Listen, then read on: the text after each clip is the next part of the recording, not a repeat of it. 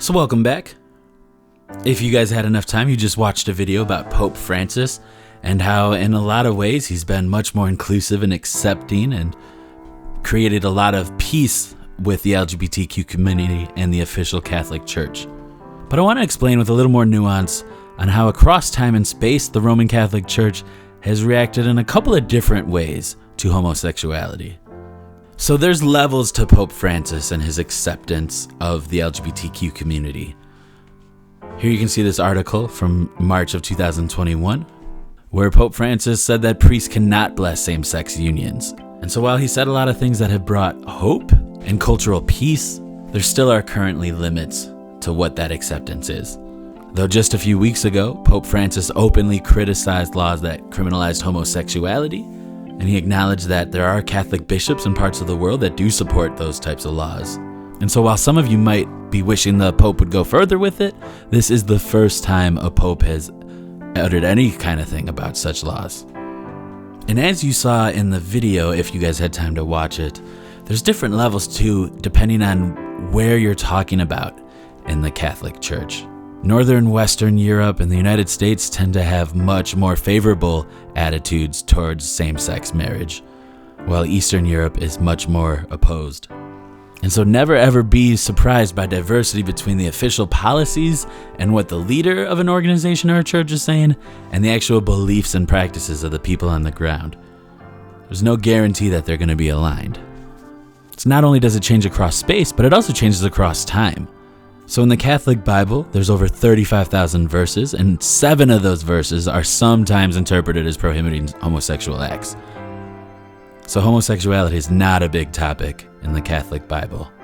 And as you can see here, before the mid-12th century, the church grouped sodomy among many sins involving lust, and the penalties weren't very harsh.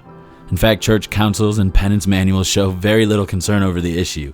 In the early 12th century, prominent priests and monks could write poetry and letters that glorified love and passion, even physical passion, towards those of the same sex, and they wouldn't be censored, they wouldn't get in trouble for it, which seems to hint at some sort of acceptance of this.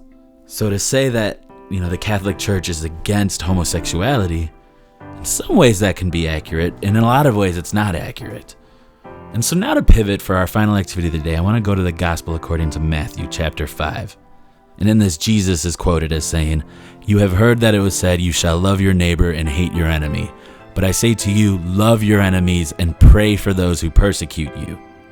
And that's not a very common practice today. You can see these stats showing how Republicans and Democrats 30 years ago were much more closer aligned in their beliefs. And over the past 30 years, it's gotten further and further apart. And you can see approximately 40% of each party has a very unfavorable opinion of the other side, with many of them even seeing them as a threat to the nation's well-being. And so we're seeing the other political party as the enemy. And so how do we live in a democratic society with the enemy, if that is how we see them? Well, once again, I think Dr. King has a lot of answers. And so we'll turn to one of his sermons. And so go to Canvas. There's also some paper copies with the sub. And you're going to open up Loving Your Enemies. Really just annotate it. Put comments in the margin. And then focus on how lessons from this could be applied to our modern political, racial, cultural, economic climate. And let me know what the most important part is in your opinion. And of course, nothing is above critique. So if there's parts you disagree with, whether it's a little bit or vehemently, explain it.